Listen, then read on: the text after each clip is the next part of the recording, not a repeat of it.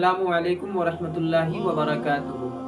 अल्लाह के रसूल सल्लल्लाहु ताला अलैहि वसल्लम फरमाते हैं, मन नफ़्फ़स अन मुमिनिन कुरबतन मिन कुरबिद दुनिया नफ़्फ़सल्लाहु अन्हु कुरबतन मिन कुरबि यौमिल क़ियामा। यानी जो किसी मुसलमान को दुनियावी तकालीफ से रिहाई देगा, छुटकारा देगा, तो अल्लाह रब्बुल इज़्ज़त उससे रोज़े क़यामत की मुसीबत को दूर फरमाएगा।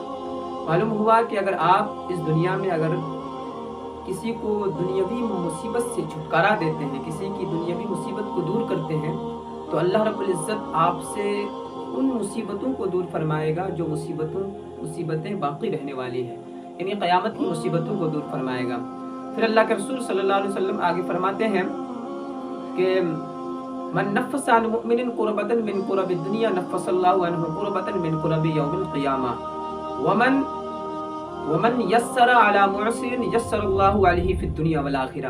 यानी अल्लाह के रसूल सल्लल्लाहु अलैहि वसल्लम फरमाते हैं कि जो किसी तंगी वाले पर आसानी करेगा तो अल्लाह रब्बुल इज़्ज़त दुनिया और आखिरत में उस पर आसानी फरमाएगा।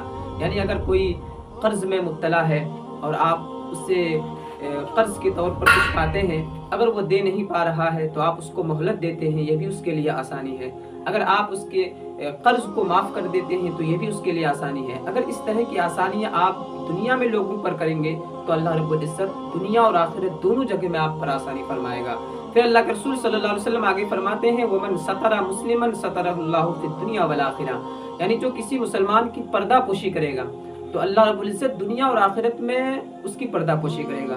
पर्दा पोशी करने का मतलब ये है कि आपने किसी नंगे को कपड़ा पहना दिया तो ये भी उसके लिए पर्दा पोशी है, और जो है किसी के ऐब को जाहिर नहीं होने दिया ताकि वो रुसवा ना हो जाए तो ये भी उसके लिए पर्दा पोशी है। अगर आप किसी नंगे को कपड़ा पहनाते हैं या किसी के ऐब को जाहिर इसलिए नहीं करते हैं कि वो रुसवा ना हो जाए, कौम में शर्मिंदा ना हो जाए, तो अगर आप इस तरह से लोगों पर मुसलमानों के लिए पर्दा पोशी करते हैं तो अल्लाह रब्बुल इज़्ज़त दुनिया और आखिरत में आप के लिए पर्दा पोशी का इंतजाम फरमाएगा।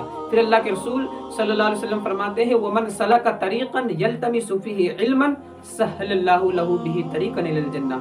यानी जो कोई तलाश इल्म में कोई राह तय करेगा, जो कोई तलाश इल्म में कोई रास्ता तय करेगा तो अल्लाह रब्बुल इज़्ज़त उस पर जन्नत के रास्ते को क्या करेगा, आसान फरमाएगा।